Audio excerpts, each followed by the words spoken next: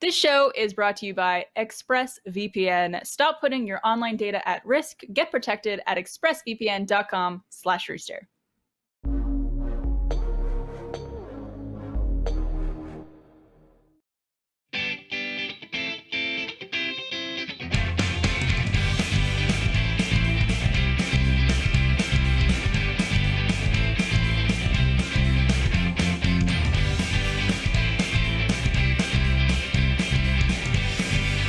Hello, everyone. Welcome back to Always Open, and happy day. Whatever day you are watching this, whatever day it is, who knows anymore. I'm your host, Barbara Dunkelman, and with me today, I have some of my best friends in the entire world, starting with the lovely Arryn Zech. I'm number 1! What's up, guys? Ladies, She's here. y'all? She's tatted up. She's ready to go. Yeah. Beautiful. And next, but certainly not least, the fabulous Troy Baker is in the house joining us all the way from Los Angeles, California, drinking his pear.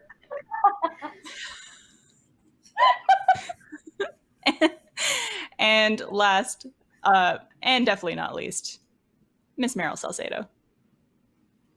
Don't do my joke. Don't do my joke. How am I supposed to follow you? How am I last but least? With last but least. Oh, grace and eloquence. I wanted to change it up this week and make you last again, just to keep you on your toes, Mariel.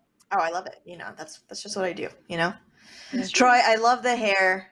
So high. What is happening anymore? I don't even know, guys. This is like Give us a full 360. Quarantine. Oh, yeah. Give us a spin. Get up, shake it around for us. People were like, "Rest in peace, Mohawk." Some of it, you look a bit like a fish. It does look a little Finnish. So it's like tall up here, but then the back has its own tail. Finnish, like a Scandinavian, or No, what do you mean? Like a fin. Like a fin? Fish. I will say that I am running faster than I've ever run before. Oh, Really? So maybe it's what that. you got? I have no idea. Aerodynamic. You're wearing your own. It's literally just you get in and you go, oh my God, we're still in quarantine. Ah, shit. Okay. How have you kept this part short? Well, that's just getting a little bit daring and creative with a certain personal groomer. And I'm like, oh, is it Manscaped? I tried to order. By the way, I'm going to give a shout out to Roger Craig Smith. If you haven't, I love Roger. oh my God, that man never ceases to make me just laugh out loud, like too hard. Like I laugh too hard. Hernia. He put up on his pod or on his Twitters or in his social whatever. It's just on his things. Roger Craig Smith, but it's like that's what a that's what a man does. And I'm not going to give away anything, but it'll be the greatest 2 minutes of quarantine if you just go to watch it. Okay. But yeah, I was like, I can't get like a wall clippers or whatever, and so I just was like, what if I just keep going? And so I don't know, but man, it's just working. Yeah, is it?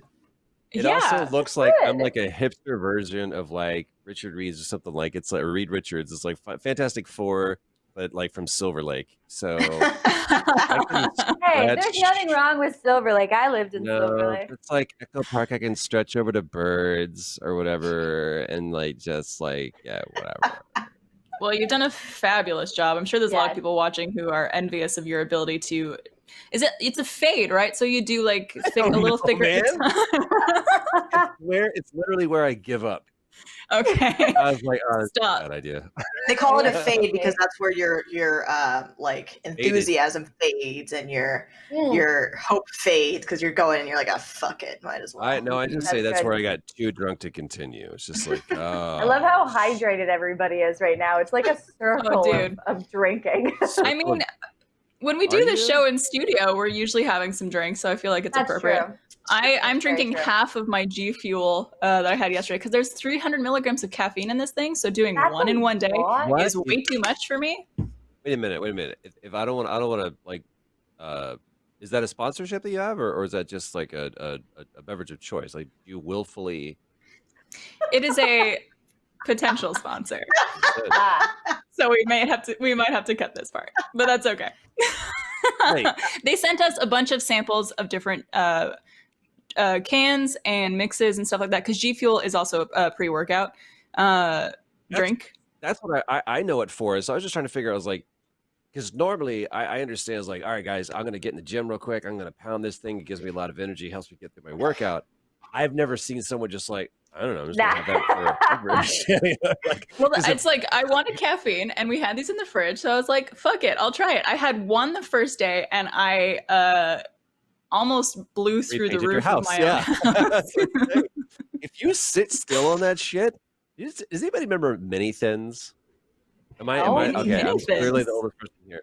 Mini Thins was when, back in my day, they could legally sell speed in like a gas station, and so these things came in little packets, and they were in every truck stop because it was basically amphetamines for truck drivers. Yeah, and it was pseudoephedrine. They were called Mini Thins, and what we would do is our big night out, because this is how cool we were. We would do a packet of Mini Thins, and then we would go bowling. Jesus Christ! It was like, that's totally normal. That's like a Friday night, right? People were like, "Hey man, have you ever done drugs?" I was like, I mean, what do you? I haven't not done drugs. Where does Mini Thins fall in that? Hi. And I remember I would look at it and I go, I can feel my hair growing. Like, that was my response to it. Like, that's the level of high that I am. So yeah, when it's legal, does it really count as a drug anymore? Well, caffeine is technically a drug. It is. Right? Anything that you can get addicted to, I think, is a drug. Well, then right? shopping must be a drug, because I've been addicted to shopping before. Love is a drug. Come here. Pussy, baby. Yeah.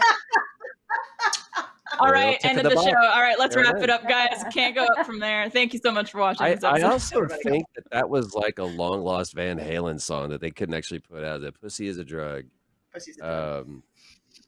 Can you get addicted to pussy? Yeah, absolutely. Well, going on 28 years now, baby. I was addicted from birth, baby, right out of the womb. Give me more of that pussy. Going through withdrawals right now. We've done like intros, haven't we? Yeah, so let's do some again. I introduced you guys by name, but for those of you watching who might not be familiar with our guests, what are you doing? But why don't we have you guys introduce yourself and talk about a little bit what you do and how people might know you. Arryn, if you would like to start off. Hello, I'm Arryn Zech. Sorry, dog has jumped on my lap. Quarantine, woo! I voiced Blake Belladonna in Ruby. All right, you gotta go. And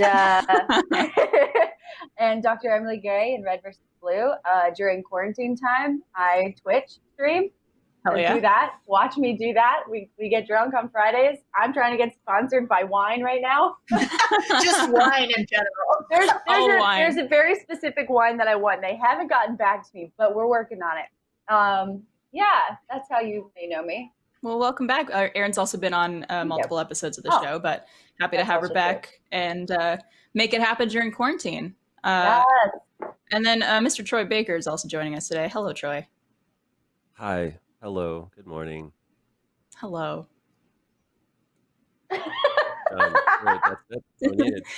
That's Troy for you. All done. He is Troy Baker. Oh, am I supposed to? Okay, I wasn't sure if it'd be like in a follow and how. Whatever. I was looking for I don't, guys. I can't. I woke all right, up take this it from morning. the top. This is let's go with 2.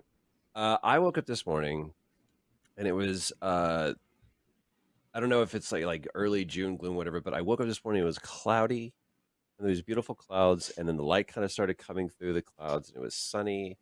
And I had my cup of coffee, and I was just kind of I don't know. I've been trying to take that time in the morning to just before the day gets too crazy, because it's been nuts. I know that you guys have been like going. I don't know.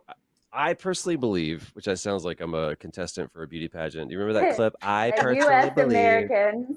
All U.S. Americans. But like the creative and the ambitious are thriving right now, and that is not in any way to disparage. I mean, look, Barbara, I think you put up, what'd you do? You did 19 hours of content? This will be my 19th and 20th hour, actually, of content this week. And then another 2 hours tomorrow. And then we're actually doing a convention on Sunday. So it's going to be a lot of me sitting in front of my webcam talking into my microphone of people. That's you should get paid for that.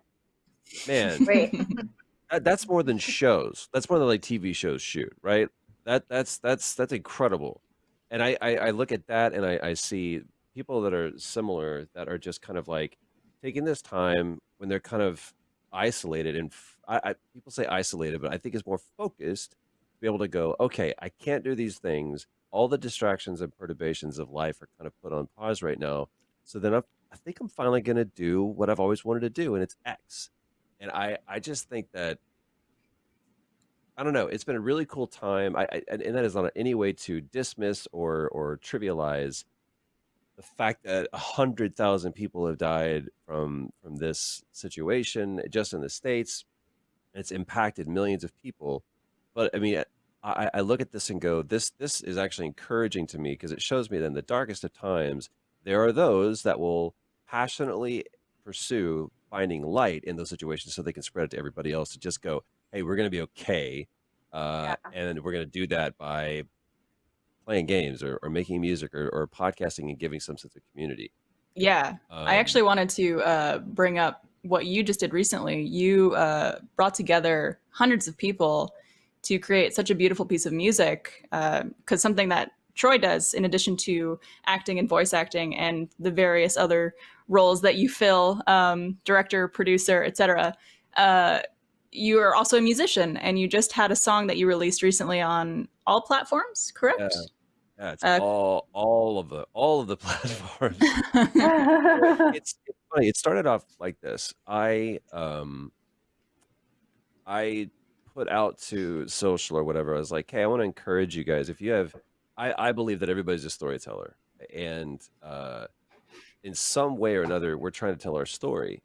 And some people do that via writing, some people do that via acting, some people do that painting, music, podcast, whatever. It's like we're all storytellers. Just genetically, that's who we are. That's why we created language in the first place, because we needed to find a way to say food is over there, danger is over there, and that's the story we're trying to tell. Or when we walked out of the cave and saw this world, we came back, like, you guys won't believe this shit. It's better. So all of us are just genetically predisposed to being a storyteller.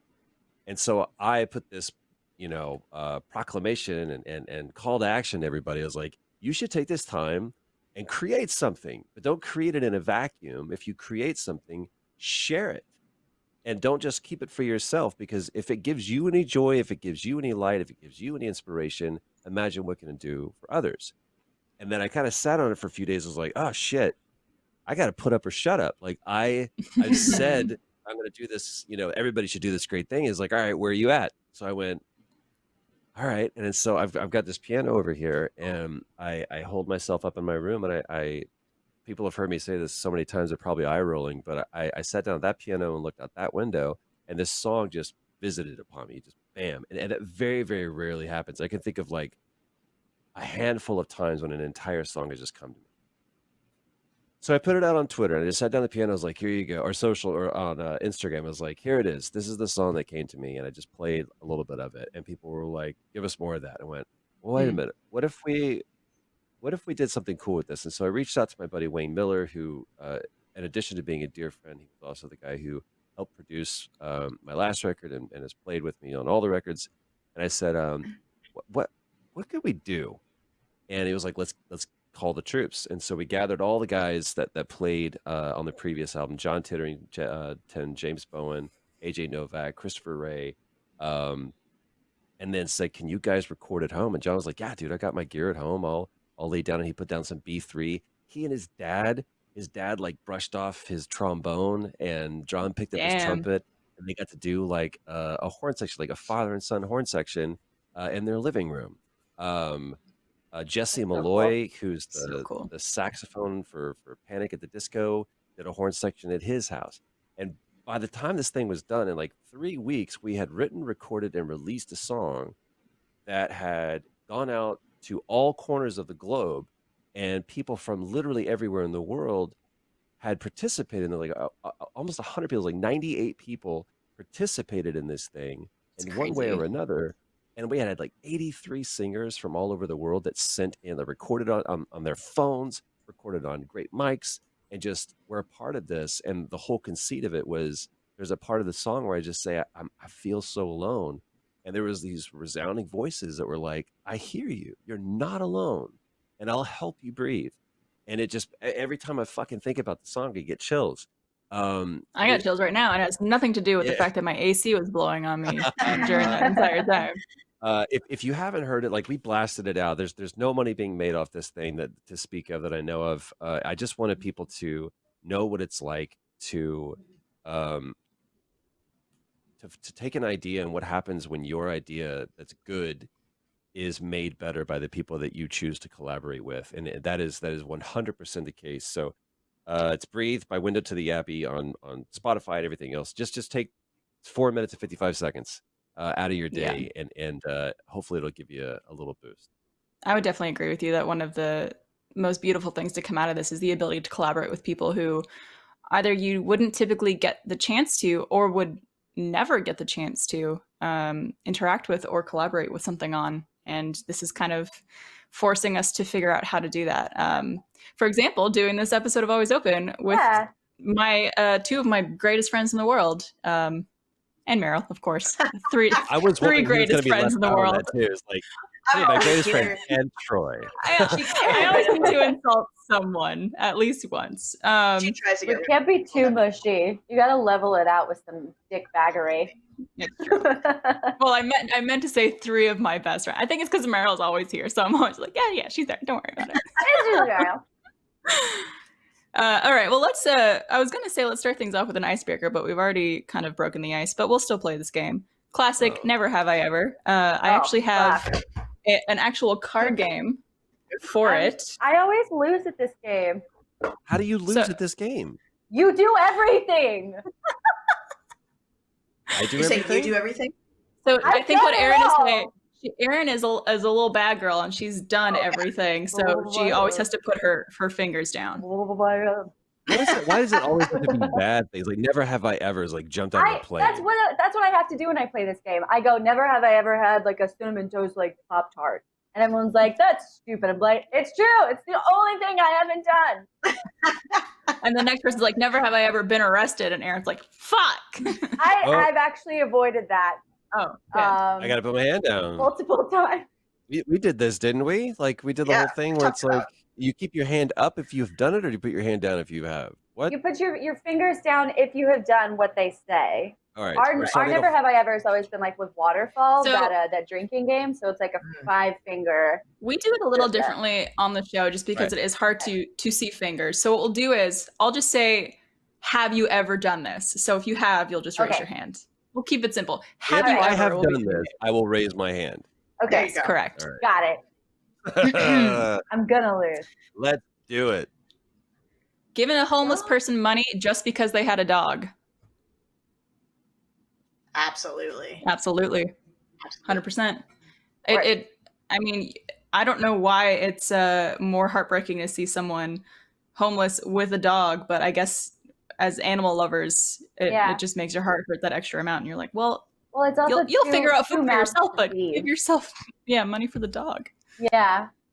Like you know that everyone needs a companion regardless of their stage of living. So if they've got an extra mouth to feed and it helps them, then there you go. There you go. Troy, I imagine that you will raise your hand for this one. Dressed in a slutty Halloween costume.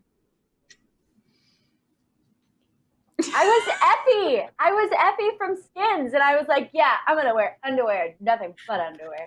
When you said Effie, I was thinking from Hunger Games. I was like, well... Yeah, I want to know I was why big wig and like nothing. Why, Barbara, were you so sure that I had done that? I love that we're going to learn something about each other, because you were like, I was being sarcastic because I don't imagine that you've dressed in a slutty Halloween costume, so it was just a sarcastic. Point of order. I thought you said sweaty. I thought you said sweaty. slutty? I was like, that's a weird question. So, costume? if I may, were you sweaty or were you slutty? I can kind of a little bit of both, a little bit of column A, a little bit of column B. To be honest, I have in my life, the entirety of the years I've spent on this planet, I have dressed up 2 times on Halloween. Oh, you were a lot of fun at parties. Even as a child? I am great at parties. You are. You actually are. Your storytelling. Mariel and I could get into this shit. The way that I grew up, it was Halloween. Do you want Satan himself to possess your soul? Yep. Come on. Okay. Mariel, you too? Oh, I mean, I grew up Catholic, and so literally all of our Halloween parties growing up where you had to dress up as a saint. Yeah, All Saints Day. Yeah. Do the saints dress differently? No, it's still the stupid. No, well, they dress in black robes. So what my mom did is that she was like not really into it. So she would make me my saint costume. So I'd go to the church and do like the little fall festival thing there, and then get in the car and then take my saint robes and turn them into witch robes. A little costume change. Yeah, I've never in my life been trick or treating. Sorry if that's gonna be one of your cards you're gonna pull. I've never been trick or treating. I never dressed up except for 2 times. One was for a party. Travis and Laura Bailey. Travis and Laura Bailey. Take 2. Travis is gonna love that one. Travis William and Laura Bailey at their house. They did a big thing. I was like, all right, fine. And so Pam and I went as Royal Tannenbaums. Anyway, it doesn't matter. But we lost there was a contest with when I was like 22 or something like that, and it was guys versus girls, and we had like this kind of group that ran together, and there was like 5 dudes, 5 girls, and they were just friends, just purely platonic. And it was like we bet that we could come up with a better costume than you guys, and we were going to head up Deep Ellum, the arts district in Dallas, and show up. And it would just be like, all right, you guys clearly won. And I can't remember, the girls did something kind of lame, but us dudes all went, and we went all the way. Oh no. Charlie's Angels Rejects. Oh my gosh. We were the ones that didn't make the cut. So I mean, all of the dudes, we went full, every one of us, like shaved legs, 6-inch stiletto heels, fishnets, wigs, makeup. One of the dudes had a beard for like before beards were cool. He had a beard and he shaved it, and we're all like, please don't ever do that again. Yeah, it's always scary when you see someone with a beard and you haven't seen them without it. Like whenever you start, I almost said like if you start dating someone, that's a bit of a shallow thing to say, but if you start dating someone and they've got a beard and then suddenly they've shaved, it's like, oh fuck, I don't know if I was ready for this. Yeah, that happened to I feel like every time I've ever seen a girl do something dramatic with her hair in a relationship. Yeah, that's true. It's always like, I'm not happy. Click. It's always, it's never like a color or a style. It's always like, I think I want to chop my hair off. And it's like, oh, honey. Great, I'll support you. Yeah. Well, not only that, but it's also like, how are you guys doing? It's like, we're okay. I'm like, whatever. You're just looking for change anywhere you can get it. Do you like I know so many people who have done the quarantine buzz cut. Like so many people who are just like, oh yeah. There's no fucking way I'd ever do that ever. No way. I could totally see you shaving your head, Arryn. I could totally see you doing it. And you would look awesome. This is my security blanket. Like I cut it off 2 years ago, and I hated it. It was horrible. And so I'm not touching this shit ever again. I agree. I think, Arryn, you would rock a buzz cut so hard. For real. Then you see my natural hair color. Hey, I feel like for some kind of role, I'm gonna have to like shave something. I recently looked at like a breakdown, and it said a Chelsea haircut. I was like, the fuck is a Chelsea haircut? It's like whatever you just have the front bits, and then you shave the rest. I was like, there's no way of doing this. Yeah. Chelsea, no. Like every Chelsea I know is very not that. Chelsea Clinton's hairdo in 1996. I could maybe do like the Natalie Dormer, like the undercut. But even that's questionable for me. I need this. This is all I have. I thought you were going to say the Natalie Portman in V for Vendetta look. I was like, oh, hell yeah, that's dude. what we're talking about. For real. Oh, it would that look hot as so good. Oh, so good. I don't think I have the skull for it. I feel like I'm gonna be one of those people who like shaves their head, and you realize like I have like a weird shaved head. Yeah, I did it once. I've shaved my head once, and I walked out. I was like, all right, so this is going to be an interesting 6 weeks. It's just with girls, it's not a 6-week thing though. This took me like years. Yeah, but you didn't go from shaved. Like, trust me, this shit will grow out like in a matter of weeks or whatever. Sure. I am personally thriving in this situation because my hair is growing out, and luckily my roots are darker than my dyed hair, so it looks not too crazy, and I don't have to style it or dry it ever. So my hair and my eyelashes are thriving in quarantine. Thank you very much. I've been doing so many like face masks and stuff. My hair is growing. Like, considering your hair grows so fast, dude. I'm so jealous. I love that I fit in so well. Literally, I'm not being sarcastic. I'm saying this in earnest. I fit in so well to this like content. We can sit here and talk about hair and nails. And I'm like, oh, I'm great. You're fabulous. I miss manicure pedicures. I'm gonna go and throw that out right now. I can't wait. What a man. Hell yes. Great. Any man who has not experienced manicures or pedicures, treat yourself once things are safe again. Paraffin wax, all of it. Wrap my hands up. Make them look like they're broken. Yes. The whole thing. Make me look mummified. Just wrap my whole body in it, baby. Yes. How I want it. There he is. Yes. Get closer to God, honey. Yes. What's happening? Next question. Have you had sex on the hood of a car? I have not. No. I'm the only one. Would you do it on a hood? I've done it in a car. In a car, I think everyone has, right? On the hood of a car, parking garage, top floor. Oh gosh. 6 underground. Playing on the radio. It's amazing. Damn, I'm gonna write that one in my fan fiction. I love it. Yeah. Take it down. Take it underground. Yeah. Have you broken up with someone via text message? Yeah. No. But I've also only had like 2 big relationships in my life. The other ones. Okay. Yeah. Mariel just went to that like total TikTok meme. She's like, ha ha ha. Kombucha girl. I was thinking I was transported back to 6th grade, and I literally wrote a note to break up with my then boyfriend because I realized I was gay. That is a good excuse, I would say. I don't even think there were text messages back in the time when I would have like been so flippant about breaking up with somebody. Right.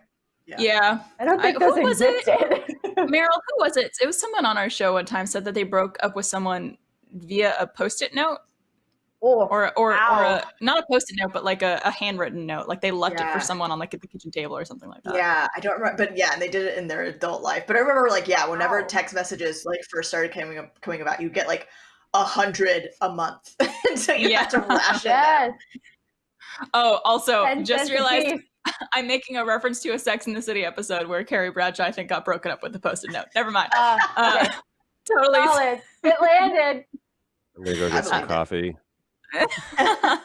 You get me a cup, please. I'm out when it comes to Sex and the City. Just out. Same. Barbara knows this. There's 3 shows that I've never seen a complete. Yes, please. Sweet Kate. There's three shows that I've never seen an episode of. I know never seen a complete episode of. One of them is Friends. One of them is Friends. Sex and the City, I'm assuming. Sex and the City. Sex and the City. You know the third one, don't you? Do I? Maybe I've had this conversation with I'm Barbara. Who said it? Me. Arryn Seinfeld. I felt those are the 3. Wow. My fucking cup is Larry David. I'm disappointed in you. Curb Enthusiasm. But Larry David wrote Seinfeld. No, I know that. Do you? Do you know that? I know that. I know that cognitively, academically, I understand it. Conceptually. Well, it's crazy because all of our next questions have only to do with Friends, Sex and the City, and Seinfeld. Let me see if I can just get this, like, by process of elimination. Maybe I get them right. I'm kidding. Damn it! That was like, have you ever wiped your ass with leaves? No. I don't think I've ever. What edition of this game are you playing? Survival mode. The cards that I'm picking up at random. Dated someone just because they had money? No. Yo, we're independent people. I don't think you know how. I don't understand that. Like how, I mean, I guess I could understand like dating someone and finding out they have money and then staying, but I don't understand like how you would know someone has money before you. Well, I think it's them. You see someone out in public or at an event knowing that they're well off or driving a nice car, whatever it is. I don't know. Yeah. I've been shallow in other ways, but not. What ways have you been shallow? I'm not a money gal. Let's dig into that. What's that? What ways are you shallow? Yeah, tell us. What ways am I shallow? Yeah. Oh man, dude, I've definitely dated people because I thought that's who people wanted me to date. Like it was like, if I date this person, then people will think that I don't know, like somehow their attraction or their attractiveness, like somehow like cascades onto me. And it's like, well, if he's dating her, clearly he's got to be. I've definitely felt like the unattractive person in a relationship. Like the last relationship I was in, I felt like that was like the first like man. You know what I mean? Like I've always felt like I look like a teenager. So next to that person, I was like, maybe I don't know. I didn't think I didn't like think I was getting anything from it, but I definitely like looked at us in pictures being like, I look like a child next to you. Arryn, you don't look like a child next to me. Don't worry. I dated someone kind of like out of not revenge, but like vindication. Wow, really? Yeah. Wow, so, aggressive. Well, no, not really. It was like when I remember I was like 10 years old, I was like in 5th grade, and my best friend had a slightly older stepsister, and I was enamored with her. And so one night, like a Friday night, we're having like a sleepover at his place, and I'll never forget this. We were playing pool in their little rec room, and Joshua Tree was playing on vinyl.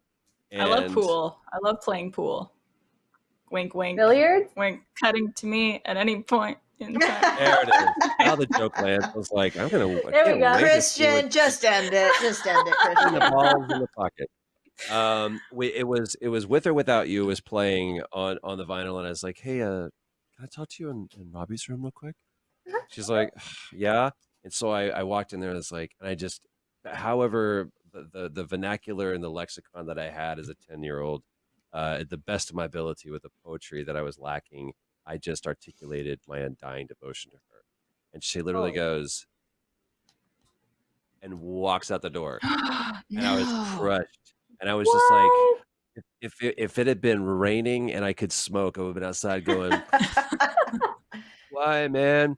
So cut to like literally like 12, 13 years later, my band is playing at some shitty bar, and in walks the girl.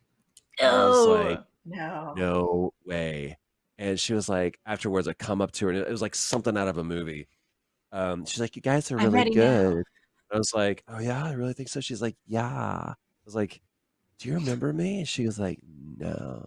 I'm like, I remember you. Whoa. And she's like, who are you? And I was like, I'm Troy Baker. She's like, oh my God, no way. And we dated for like 2 years, and it was one of the worst relationships I ever had. No shit. Like the longest revenge date ever. Yeah, like you could have just 2 dated years, her fuck and her. but like we like got into it, and it was like we were in a relationship. It wasn't just like, oh, we dated for a while. It's like, oh, we like moved in together, we had a house together, and it was like the craziest thing. But all I wanted to do was just be able to go back in time and go to that 10-year-old who just got his heart crushed and go, dude, you bang her. And like, it's like all that I wanted. I traded 2 years Dude, you're getting your dick wet by this chick. Hell yeah. High five. She's okay. She's okay. She's okay. It's so funny. The next card I just pulled up is the perfect segue. This will be the last one that we'll do before moving on. Dated someone who was bad at giving head. I feel like almost all guys. Well, especially like younger. Honestly, girls too. I don't want to be that person, but I've always been like the person that does that. And so, okay. Like wait, hold girls, on. With Arryn Zech confirmed not a pillow princess. Oh, absolutely not. I'm incapable. Ooh. Sorry, what does that mean? What does that mean? Yeah, I need to know more about that term. A pillow princess is someone who receives but doesn't give. Oh, pillow princess. Would that be non-gender specific also? Is like, could a guy be because I was a pillow prince. I would say it's probably more prevalent in the queer women space, but white men take everything, so why not? Yeah, I would just call it a guy. Just typical. Just a man. That's fired on the entire species. Really? No. Nah, you guys are good. I think it's age dependent, and it's also obviously person dependent. But I feel like, especially when you're younger, I don't know if there's a lot of here's what I found to be true. Girls, by and large, want a guy who's willing, but they're not always willing. Meaning, like, they're not always willing to receive. So it's like, dude, I will go. He's like, no, I just want you to want to do it. I don't necessarily want you to do it. I just want you to want to do it. Right? Is that true? Yes, maybe. There was a big old pause just now. I feel like I'm really lazy. What? Aaron's thinking. I don't know. Okay. So I don't know if this is like weird to say or not. I love this show. I'm not really big on the whole foreplay thing. I'm just like, if we're gonna bone, can we do this? And then we can just like wait, do you feel that way? Really? Do you feel that way with both men and women, or does it change? I guess just on the edge of my seat right now. There you go. Someone else is probably on the edge of something as well. Guys, I'm just like, this is what I'm here for. Mm-hmm. And then with girls, it's like a whole experience kind of thing. Yeah, you got to have a 2-hour water break. You got to schedule it in. You got to make sure you have a snack. Dude, I told you can like bust it out in 5 minutes. You're done. I told the story on the show, I think like 2 or 3 weeks ago, but I'll just briefly recount it for you guys. I hooked up with a guy a couple years ago. I rented a hotel room so that we could hook up because I didn't want to take him back to my place and I couldn't go back to his place. But he went down on me for like 3 hours and I never came. That sounds horrible. That sounds awful. It was just like, well, it was enjoyable. The fault is on both of your side, by the way, too. Because I'm very well aware. If you can watch Braveheart in the span of the time it takes, if William Wallace can have his entire arc, and this guy is still going, just like, Jesus Christ, man. You could watch fucking Lord of the Rings, and this guy is just looking up going, first of all, the mandible of an Olympian, by the way. Oh, if you can do that entire thing, if you can watch Peter Jackson destroying one of the greatest works of literature in the span of a guy going, I hope you enjoy this.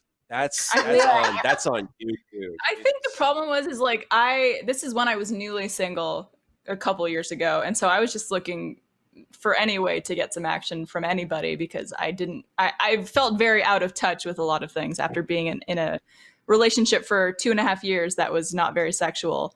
But I think I was just kind of desperate at the time. And the guy who I hooked up with, I think I was a little, I don't want to say this in a bad way. I was a little grossed out by him. You were a little grossed out by him? What? Like he was attractive, but in like a plastic surgery kind of way. Wait, do I know who this is? No, you don't. No, this is he looked like I don't know this story. He looked like a Ken doll, but not in like like he's perfect kind of way, but in he's had a lot of work done. Yeah. I'm not big on the whole like hot people. You know what I mean? Do you like him a little ugly? Did you date Wayne Newton? Is that who you're talking about? What do you mean? What do you mean? And the plastic surgery was like, I hope you really enjoy this. No, you're not far off, dude. No, that's not good. That's not I hope it took 3 hours. you lay down on this bed over I here. would give Face anything. couldn't move. This is gonna sound strange, so just bear with me. I would give anything Okay. for just a camera on Barbara's face for 3 hours, where she's just like, You're gonna have baby feet. I mean, at one point, like you just start thinking about other things. Like your mind is like, all right, what kind of groceries do I need to get why don't you later just today? a little? You're done. You're done. Just tap out. That's enough. That's enough out of you. Well, I think that was like I was getting my own hours head. were you like, I'm gonna let this keep going for maybe another hour. Let me you know, clear things up in this situation. Like, It wasn't 3 hours straight of his tongue literally licking my clit. It was like some of that, some of the making out, going back down, doing some other things, doing some tit stuff. Like it was like with his tits or your tits. A little bit of both. You said plastic surgery, so maybe this guy also is like, and I just got these. But I mean, I guess there's a part of you where you kind of go, well, we got the room. Right. And I spent $300 on that room. Yeah. That's you're trying to get your it's ROI. You're trying to get your return on your investment, and you're like, fuck it. This is okay. 3 hours. I'm paying $200 for 3 hours. You know, like not watch the Ghost Hunters and get room service or some shit. Oh, should have. Absolutely. But I think I was just trying so hard for, like, I was too in my head about it. It was like the first hookup I had since my relationship. It was a guy who I wasn't really that into. It was late at night. That changed everything. Because I've had that situation too, where you like I had a relationship and we break up, and there was like one of those just like waiting in the stalls, just like, oh, you're single, and so it's like, yeah, I guess I am. And it was wow. It was not going to happen. I was just like, yo, I'm just not in this. I remember I even called. Come on. It wasn't even necessarily that. I was just like, I'm far too emotional for that. I was like, I want to cry in your arms right now. That's what I want to do. Well, I think a lot of times too, people. I'm not one of these people, and also I think it's. Well, I'll get to that, but people do so many things for the story. Like, that's such a good story. And I feel like you collected so many good stories during that time. And I've talked to my girlfriend about, like, different things that she's told me and, like, you know, just different stories of her life. And I'm just like, why? Like, that sounds like you're walking into a situation where you know you're going to get murdered. And she was like, oh, yeah, like, that thought definitely crossed my mind. But I was just kind of like, the story might be good. And I was just like, that is what distinguishes me from white people. Y'all are crazy. You have no concern for your own lives. Yeah, that's why true. Like, you just pretty much worked out well for us for the last like 800 years. I'm sure it'll be okay. When I was in high school, I met this guy on Zanga. Oh my god! And, this is gonna be a bad story. I drove all the way to Dallas to meet this guy. I left my car. And what? From Austin? From New Braunfels. Okay, I was about to say from Chicago. No. And everything went fine. You okay? Are we good? Everything went totally fine, but like I could have absolutely been just murdered. Yeah. Because I left my car at the local like grocery store, and then we took his car back to his place. And I 100% could have died. No. And I was like 15, 16, no, 16. Arryn! I could drive. Oh my god! I was 16 because I could drive. 16-year-old. I wrote a song from it, so at least something came out of it. All right, well, there you go. It was my first song. I still remember it. I didn't die today. Left my car at the grocery store and I didn't die today. Yeah, we talk about this sometimes, but when I was safe about it. Like when I was single, I created a whole Slack group in so we have like a group chat with me and a couple of my girlfriends, including Mariel. And I had a channel called Barb's Location that I would just type in my location of where I was that night, or if I was going home with someone, just so they would know where I was. Yeah. So we were like, all right, so if something goes wrong, we know where to I gotta tell you, man, I can't begin to tell you how grateful I retired out of that whole all of that. I had a conversation with a friend of mine. She's like a little sister to me. She lives in New York. And she said, you don't understand. This is even pre-quarantine. I don't even know what, like, we can get into the whole dating scene right now and with COVID dating. It's impossible. I can't imagine. It should be, by the way. It should be. I understand that Texas is starting to open up, but we need to get that shit on lock for a little bit. But talking to her, she's like, you don't understand what it's like for a girl to be dating. I was like, I get that, but honestly, it shouldn't matter. She's like, no, there's Bumble and there's Tinder and there's all this shit. I was like, it shouldn't fucking matter because your standards should not be based upon whatever technology is readily available to you. And if the only way that you're able to find a person is by going on an app, I'm not disparaging those things. I think they can be incredibly helpful because we operate in a completely different way. But she's like, the problem is not, and this is what honestly frustrates me, is that most girls go, what's wrong with me? And I'm like, there's nothing really wrong with you. The problem is this entire generation of dudes. And I'm not trying to bash anybody, but if just as guys, especially in their 20s or maybe 30s, it's like, you mean I got to push a button and I can get laid tonight?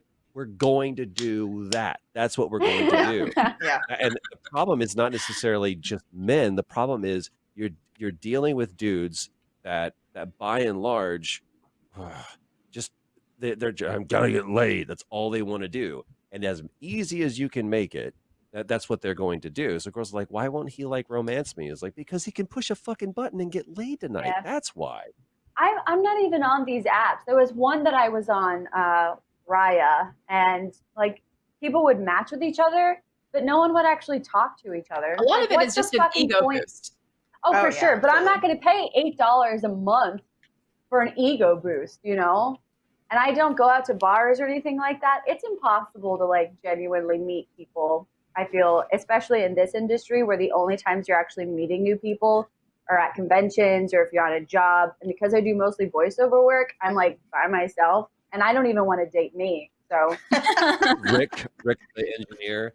I'm out of the game, but I feel like the same thing that can be true then is go where you go and do the things that you enjoy doing, but you have to be out there. If you're like, well, I'm in my apartment and I never meet anybody, it's like, well, fucking go outside. Okay, But like specifically in Los Angeles, one of the big things to do is we go hike. And if you're telling me, guy or girl, regardless of who you're after, if you can't go hit Runyon and find somebody, you're crazy. And that's what by and large all those people are going to do. It's like, I'm going to walk from this parking lot to the top of this hill and come back down, and there's just nothing but people there. That's a great opportunity for you to do that. You have to be out there and have to be willing. But if all you're putting out there is like, I hope I get laid, that's all you're going to get back. I also just don't particularly feel like I'm in any kind of rush to get in a relationship again. Like I've been in a relationship for the last, 8 years? 8 years. Disregarding so I'm not bothered to try and date anybody. So if these people aren't going to try, then I'm sure as fuck not going to try because I'm already not going to try. Dating yourself, as Troy said, is like one of the best experiences that I had. Because I was the same as you, Arryn. I went from long-term relationship to long-term relationship for years. Serial monogamous, same thing. Serial monogamous, exactly.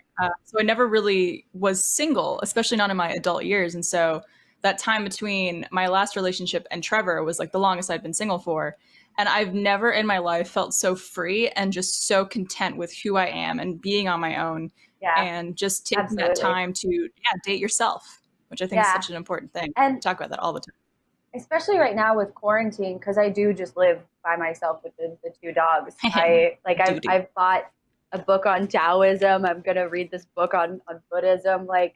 There's just so much time to yourself if you live by yourself, especially fully. Sorry, you're speaking language. Which one?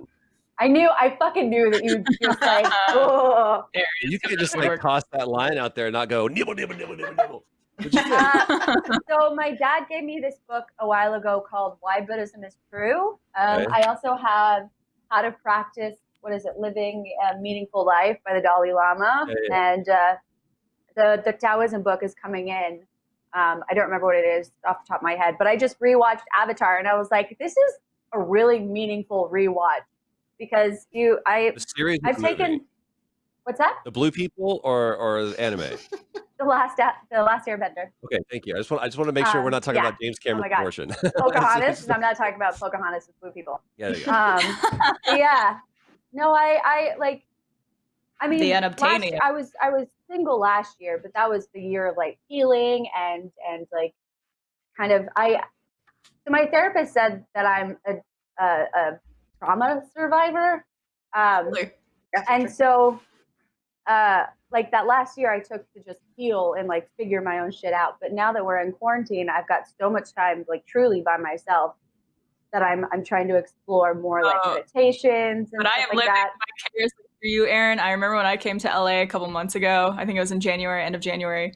And I had dinner with you, and I was just like, just tell me all of your stories of all the sex you're having.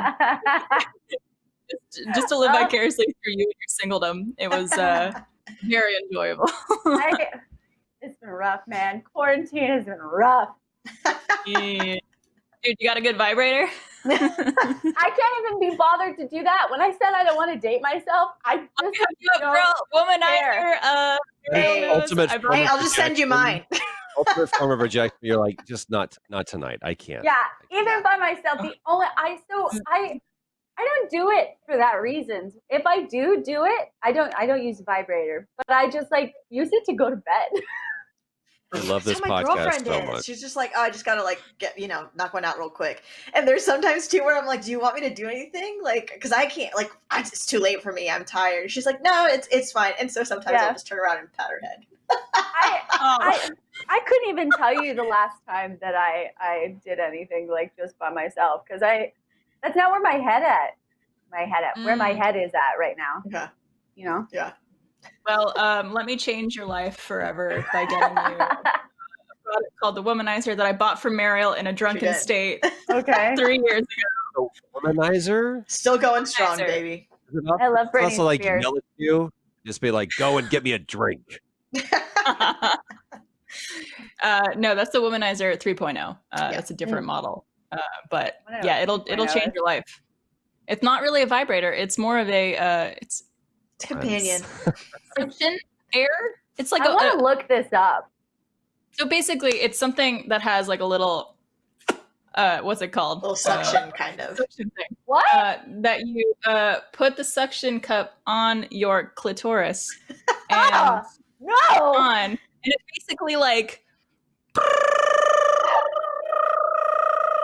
I don't know how to describe it, but it. All right, moving on. I'm absolutely not on Amazon right now, by the way. I'm absolutely 100%. Oh, I'm sure you can find a dupe. I can't. I really just can't be bothered. Oh, thank you. All right. Well, we did spend a lot of the show covering not what we had prepared, which is totally fine. That happens on the show frequently. But let's get to one of our questions, because we do have users that submit questions for us. So we want to get to at least one of them, and then we'll do some more on the post show. So if you're not already a first member, please sign up. It not only supports Rooster Teeth and the content we make, but it also helps support the community, because we're able to do live streams and other things for free on the site to help connect the community during this crazy time. So thank you for your support for that.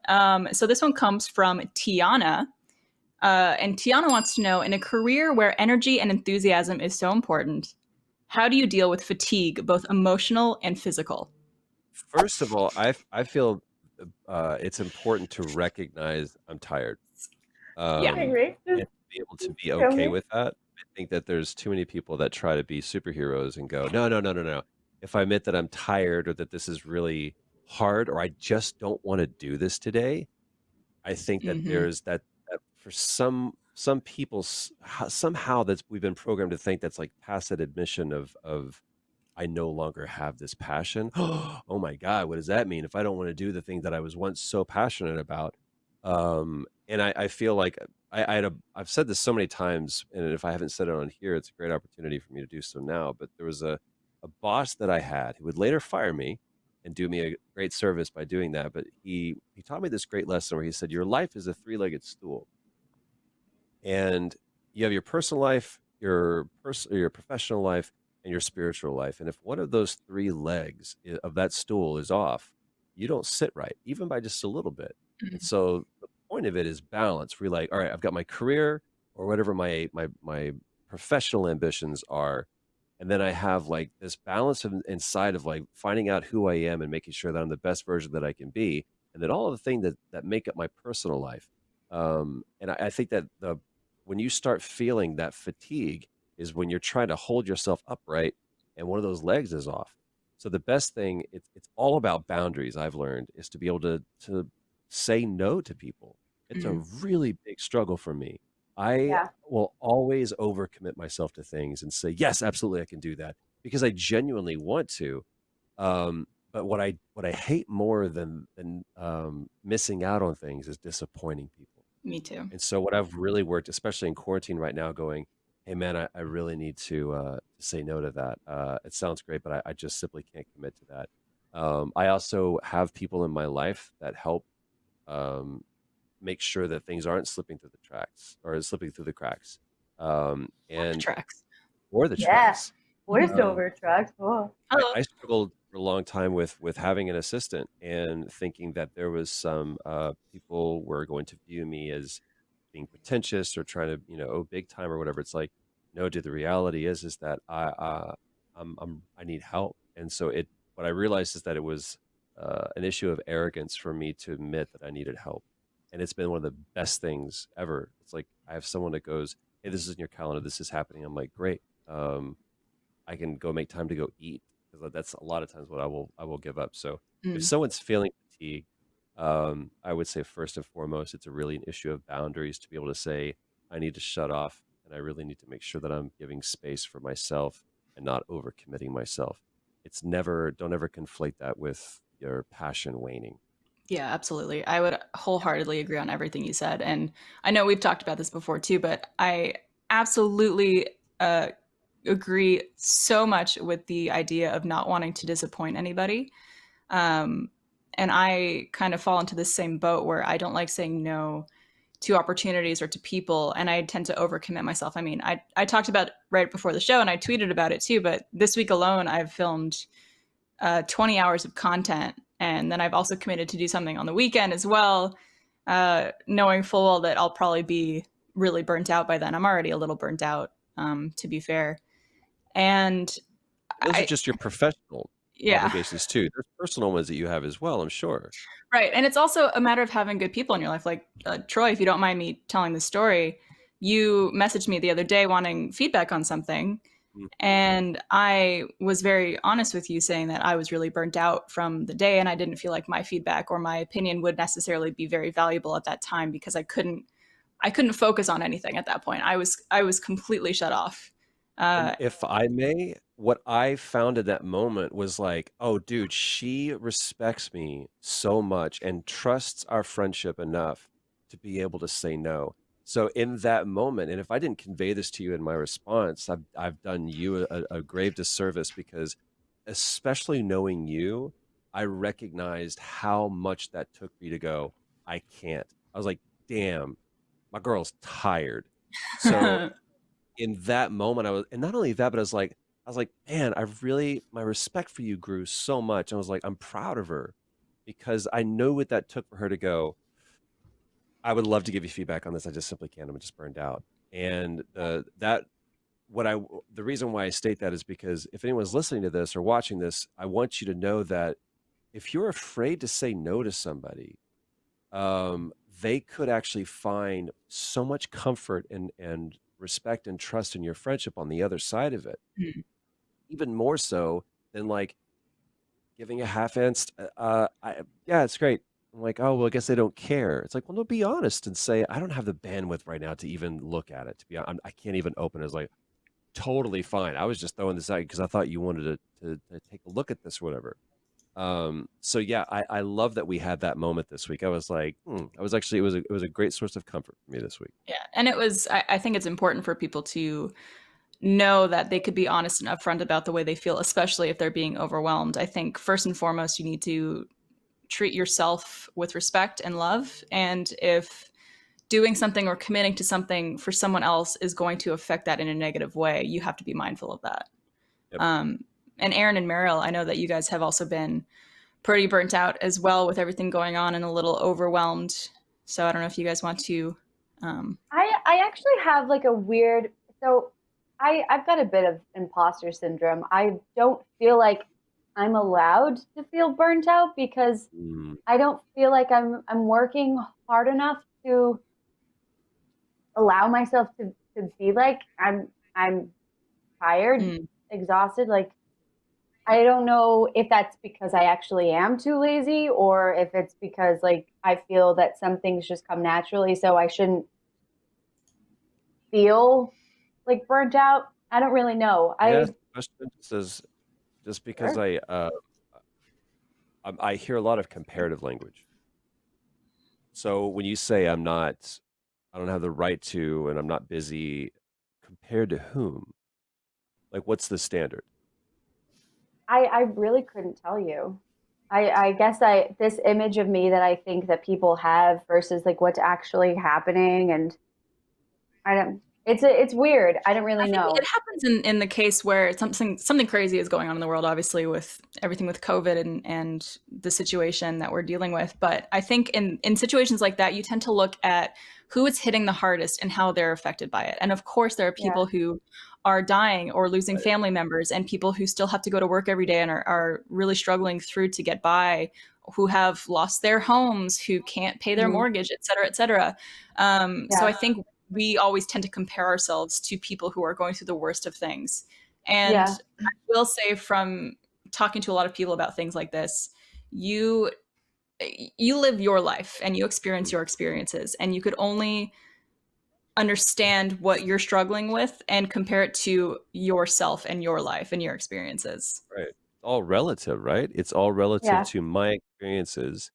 And it's for me, it's been the hardest thing it's been the best thing, not the hardest thing. It's been the best thing for me to learn. Traveler right now I think I told both you, Arryn, and Barbie, like he's obsessed with the Beatles right now. And he can pick out, he's like, that's Sgt. Pepper's, that's Magical Mystery Tour, that's Rubber Soul, just by hearing the song, by the very beginning of the song. But he gets very, very frustrated if it's not the song that he wants, or if we have to stop listening or whatever, because at that moment to him, that's all that matters. And it's really upsetting to him. And he's in that place in his life where he's really having a hard time articulating that, and he's learning the language, he's learning how to tell his story, but he's still gaining that wisdom. He's like, I don't know how to tell you, I want Yellow Submarine. It's just yeah, and he'll go crazy, like, dude, if you need to go crazy right now, I'll go crazy, because this is how you're going to learn. But I think that even as adults, we have the whole thing where it's like, I know it's not a big deal to you, but to me right now, this is everything. And I had this moment where I was at the grocery store, and I eat a lot of avocados. We eat a lot of avocados in our house. Very good Californians. And they didn't have any avocados. And I was like, man, there used to always be just like mounds of avocados. And it just hit me. I was like, they don't have any avocados. And yeah, there's people that are not able to be. I talked with someone today or yesterday who wasn't able to be at their father's funeral because of quarantine. And in fact, they won't even be able to bury him until this is over with. That versus avocados, to most people, is going to be like, how dare you? Yeah. But perspective-wise, it's like they're on the same plane, because that's what this person is dealing with, and that's what I'm dealing with. So I wanted to encourage you to pawn it off to imposter syndrome. Feels like a reductive way to view your feelings. Just like, no, I'm tired. I'm working hard on my level. You're not doing this, but you do what you have to do. I struggle with like finding value in myself. And I can't like comprehend how other people, I'm getting all teary-eyed. Oh my gosh. I can't comprehend how people like me, like how I have like fans and followers, and like I just can't. It just doesn't make sense to me, because I don't feel that I'm like worthy enough, or that I'm doing anything like, oh goodness gracious, to like justify having all of this stuff. I guarantee you, everyone who knows you and has ever met you and who loves you sees the complete opposite. Sure, but also, who says it has to be justified? Who says your worth has to be? And again, according to whom? Who has? Who you have to justify that to? My God. And if anybody doesn't believe them, I'll find them and I'll fucking fight them. All right, fucking Call me back. I'll share this with you really briefly. I've shared this with a lot of people, but you said worth, and I've said this before. Know your worth and fuck your value. Gold is, if you look on the stock market through this entire thing for the last 2 months, its value on the market is an EKG. It's just up and down and up and down and up and down. And it is completely, the value of gold is completely dependent upon its perception. And right now, the stock market's down, so gold is going to be really, really high because it's a standard. The stock market's doing well, so gold is low. And the value of gold fluctuates constantly, but the true worth of gold is the fact that this element that is pervasive, actually not pervasive throughout the universe, but is very, very rare to find in the universe, and our planet specifically has a lot of it, was born out of a star, and the worth that it has is that it knows how to collect, harness, and distribute gold or energy better than any other element in the universe. That is his worth, and that doesn't change. And at one point, someone looked at this dirty yellow rock and threw it away because they didn't understand the worth that it had. So its value, that doesn't matter. Your worth is inherent to you. You can't change that. And that is not based on anybody else's perception. So know your worth and fuck your value. Yeah. Fuck it right in the ass. Yeah. Yeah, I mean, I guess there's a lot of like stuff that I'm clearly working on, but like in my last relationship, I was called pathetic a lot, and like it's a whole thing. So, which is yeah, that has nothing to do with you. But that's why I'm trying to take this quarantine time to like truly try to understand why I feel the way that I do, work through it, work past it, that kind of thing. So I see, I don't want to say flaws because I know you're going to give me shit for saying this, but like I see these like flaws within my my mental capacity. I don't fucking know what to call it. But I'm trying to recognize them and then change them in a more positive way. Maybe just love them first. I think recognizing is definitely step one. Sure. Yeah. It's been fucking awesome. Oh my God. Yeah. Oh my gosh. I'm going to need like a smoke after this. I don't even in the smoke. rain as a 10-year-old, right? It's like, yeah. Like someone went out on Barbara for 3 hours, man. Like this is. Yeah. Mariel, what about you? Just to wrap up the conversation, how you been feeling? Oh man, well my fatigue I think has been coming from more recently is realizing that I'm like in a, I guess, professional sense, I'm more of an extrovert than I thought I was, because especially like it's so like, especially like we're about to get off this call here in a little bit and go on with our lives, and like taking off the headphones and then just kind of sitting around and be like, man, I've been laughing in an empty room by myself for like the past 2 hours. And it's so crazy because I'm, you know, I mean, obviously now I've gotten used to it, but like, I didn't realize how much I valued being in a room with my friends and like actually interacting with people and like being able to share a laugh in person. And so that's kind of been where my, like, I feel like I'm going a little crazy a little bit, and it's making it harder to produce content and be like, you know, because it's like I'm still hanging out with my friends, but like it's a different sense, and I take off the headphones and then I'm just like, I feel gross almost, like, you know, like I don't know how to explain it. Bigger task to turn on for content when you're in this scenario versus being in person. Yeah, right. Because I think we feed off of each other so much, and like there's definitely obviously a certain sense of that you can still get from a Skype call or whatever, but just like feeling the energy, like trying to keep up my own energy in a room by myself is so demanding. And so it has me thinking a lot too about like, okay, like what do I want to do in my career going forward? Like, is this, you know, especially like if Rooster Teeth ends tomorrow, like where am I? And like, it makes me really appreciate and like the people who, you know, like Arryn and other people who look to Twitch to be able to do that kind of stuff, because for me, like, and I realize it's a lot of community building. For me, after being in this situation, I was just like, oh man, I would still feel so isolated. Like, I don't know how people do it. Like, it's a lot of work. And I know people are like, you know, people who aren't in that kind of career or whatever see it and they're like, oh my gosh, it must be so fun. It must be so much this and that. And it's like, yeah, obviously it is. But at the same time, like, it is really taxing to keep up your energy when you literally don't have the other energy flowing through bodies around you that you can feed off of. It's a bouncing situation, I always feel. That's actually a big reason why I started doing the Twitch streaming, because I'm fucking alone here. Last week I attempted to change my schedule from Wednesday and Friday, like Monday, Wednesday, Friday, to just Wednesday and Friday. And then just that 1 week of not having that day in the middle to like break it up, I was just like, I can't fucking do this. I need Mondays back. Yeah. It's a connection, I think, that we need as human beings in order to feel normal. And we are social animals for sure. Yeah. And to deny as much as I thought that I wasn't, I absolutely am. I know. I thought the same thing. I'm like, I'm such an introvert. I'm fine by myself. I don't need anybody. 2 months later. Well, also, this is something that I learned recently, is that we've kind of made an ad hoc definition of the difference between an introvert and an extrovert. An introvert does not mean I don't like people and I want to be by myself.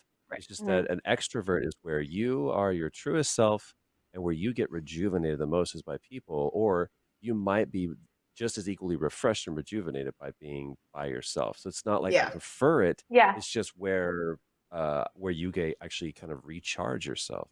Yeah. Mm-hmm. And I recharge by myself alone, which is why I've always identified as an introvert. But because being around a lot of people, I mean, I miss being around people. I miss conventions. I miss tell me about it. Like at first I was like, oh, this will be a nice little break, because conventions are very taxing and very draining in a good sense, where it's just like you're putting a lot of energy into being there and to meeting people. Mm-hmm. But man, I miss it. I miss it a lot. I do too. I didn't realize how much energy and like rejuvenation I was getting from conventions, because I was so used to having a week to myself to recharge, and then that weekend, like 3 or 4 days of just like on, like nonstop being on.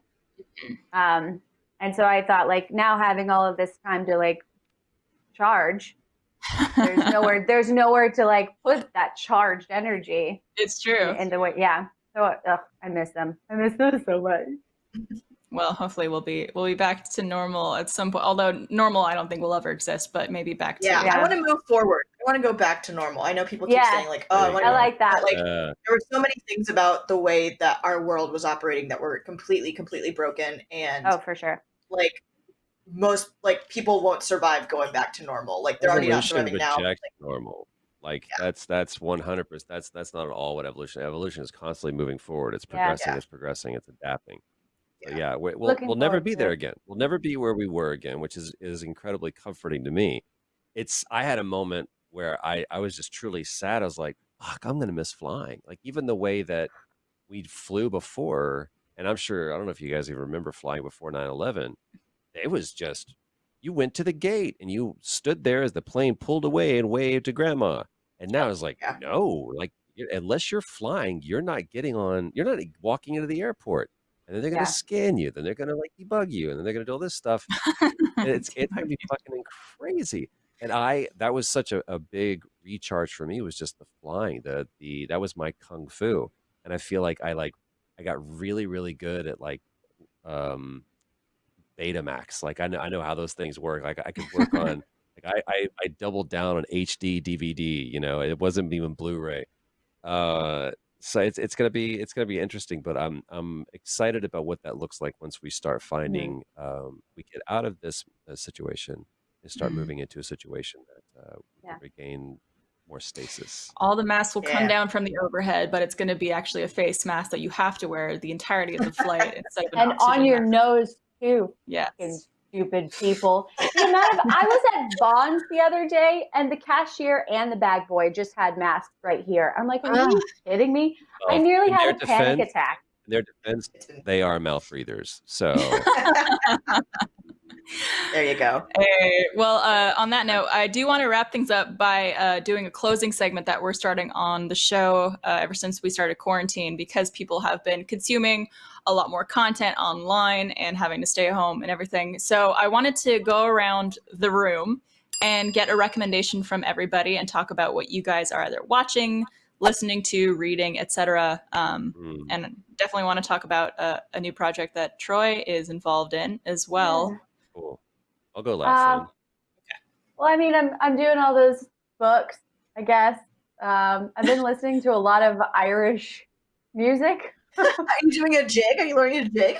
No, I've just really enjoyed, like, first thing in the morning, making the bed and putting on Spotify. There's like an Irish mornings calm, and then some of them are Irish jigs. I don't know. I've been really into just like the non-lyrical.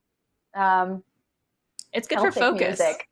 Yeah. I'm a big fan of bagpipes and Irish. Yeah. I love me the Irish. Oh yeah. Oh yeah. That's a Canadian to my Irish accent. Oh yeah, that's some Canadian music there. Oh, that's great. I'm gonna have to check that out. I'm writing that down so I can check it out after the podcast. I just imagine you writing down on a notepad Irish music. I am actually.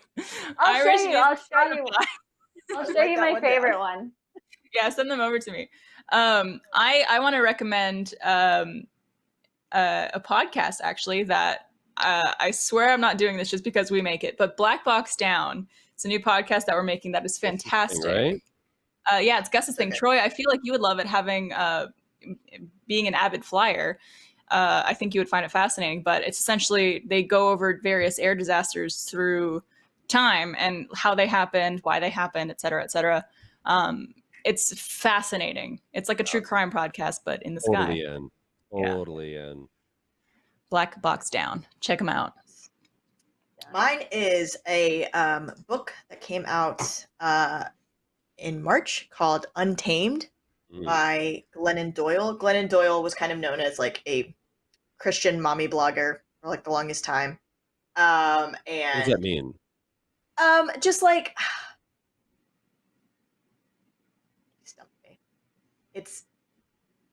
I'm broken. I don't know. I'm fascinated by this term, Christian mummy blogger.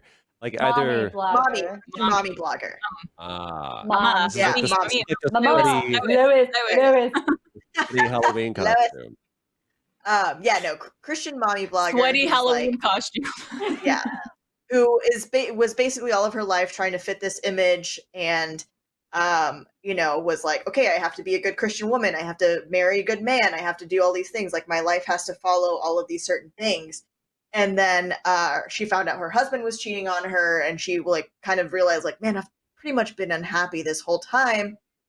And she was on a book tour, and she met Abby Wambach, the former U.S. women's national soccer player, and immediately saw her and was like, oh fuck, like duh, that's what this has all been. Like I'm gay, like, and I've been like denying myself, and there's all these other things in my life that I just like haven't allowed myself to feel. And anyway, it's an amazing read. I'm still kind of getting through it because I'm have been a terrible reader, but it's been on the New York Times bestseller list, and it's just such a good story, and it's very, very empowering, and just it talks about spirituality and individualism and all of these things that like I think people are kind of struggling with right now, and like trying to figure out like, how does my life work after this? So yeah, that's Untamed by Glennon Doyle. It's really, really good, and she's also hilarious on the internet. Awesome. And last but not least, Troy, obviously we love having you on the show, but another reason we wanted to get you on this particular episode is because you have a very exciting announcement to talk about. Yeah, man, it's so funny. Everyone was talking about, I was like, oh my God, I'm just like consuming media and blah, blah, blah, blah. I'm like, I am not. If I get 45 minutes to an hour of the day where I'm sat down, like typically like 7:30 is when Traveler, we start bath time. And then we've got this whole nighttime ritual with him. And so by like 8:30, 9 o'clock, I got like an hour. And then typically from like 10 to whenever, I'm still working. So I get up about 6:30, 7 o'clock, and I crank. And then in that time, it's really been about I take my morning time. I'm like Arryn. I'm really digging into Eastern and Western philosophy and just seeing how two separate sides of the globe and two like people separated by centuries were still kind of asking the same questions and dealing with the same things. Um, it's kind of about my morning time, but every other hour, uh, this quarantine time for me has been like a real good moment of examination and going, what is it that I want to do with my life? Like, what am I really, what am I, how am Yeah. I actualizing these dreams and these passions and these pursuits that I have? And those dreams, if you're, I had a mentor that told me is like, if your convictions cost you nothing, then they're meaningless. And my dreams have had a very heavy cost, and that was spending 3 years building a channel and then walking away from that channel. And being very, very scary and having an incredible, framework of people that know how to do this and that know how to create content, and just going, man, I've been trying to jam these ideas into this square peg into this round hole is just never going to fit there. Oh, it's not their fault, it's my fault. I need to go do something different. And so I've been spending the last really, 2 months now, almost, really trying to figure out what that thing is. And most people, if you've heard me talk, even at the beginning of this podcast, we talked about being a storyteller and what it means to be a storyteller and how that all of us are storytellers. And so I've really been examining, like, well, how do I want to tell a story? And I ended up putting something on Instagram, and I was like, look, all I want to do is I want to tell stories. I want to make music. I want to play some goddamn video games. Those are the three things that I want to do. Hell yeah, brother. Yeah. Love it. I had a great conversation with Tim Geddes, and he was like, before you do anything, really ask yourself, what is it that people want you to do? And it's not that we pander to an audience, but at the same time, if I want my story to be heard, if I want my story to be told, then I want to make sure that I have ears to hear that. So I've been spending the last 2 months really building that, and I've decided to launch a new channel. That by this time that comes out, yay! We will have launched with our first podcast. But it's just super easy. It's just youtube.com/Troy Baker is the easiest way for people to find me. But this thing that we're building really kind of took on a whole new shape when we did that Breathe project. And I saw how beautiful and how truly great something could be when I involved a community, not just as a resource, and trying to get clicks and subscribers, but as like, let's come make this thing together. Because ultimately what I want to do is I don't want to make just my dreams. I want to make you have a dream, come make it with us. And if I can find a way to be that kind of aggregator of passions, that's really what I want to be. So we're launching this channel. It's Relator, and it's all about storytelling. And we're going to do that in 3 different ways, through just a good old fashioned sawdust on the ground podcast, passionate people talking passionately about things they're passionate about. We're going to make some music together, which that thing is developing, and it's getting cooler by the second. And then finally, you're going to watch me play video games poorly, probably. It's going to be like open mouth, slack jawed, probably on that couch back there, and occasionally online with some friends. And we would love for whoever, if you're into that, if you're into no shtick, no premise, no pretense, come tell your story with us. So that's it. Wonderful. So youtube.com/Troy Baker. Check them out. Also, check all these people out on all the social media platforms. Arryn, I believe you're just at Arryn Zech on everything. Yep. Troy, you're Troy Baker VA on Twitter and official Troy Baker on Instagram. And then you know where to find me and Mariel, of course. And always open audience. You guys have loved seeing these people on the show. And I know, Troy, whenever you're on, we get so many comments about how people could just listen to you talk for hours and hours and hours. So always open fans. Let's show them some love, okay? So go head over to that channel, give it a subscribe, give it a follow, all the things. Give a good old always open welcome to Troy to his new channel and his new projects, because we support you endlessly over here. Well, that about wraps it up. We went a little long this episode. We still have a post show. Hopefully you guys could stick around for that. I know we went a little over time. We'll talk about that after. But thank you guys so much for joining me. It's always a pleasure. I love you both. I love all 3 of you. Mariel. It's okay. I've always been black sheep. And we'll see you guys next week for the season finale of Always Open. Yay!